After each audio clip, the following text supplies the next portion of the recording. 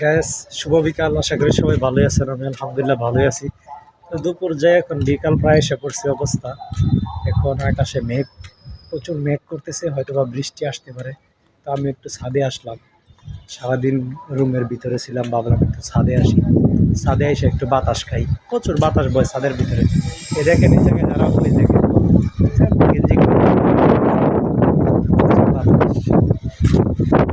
বাতাসের ভিতরে একটু হাঁটাহাঁটি করতেছি, ও কি স্বাদ।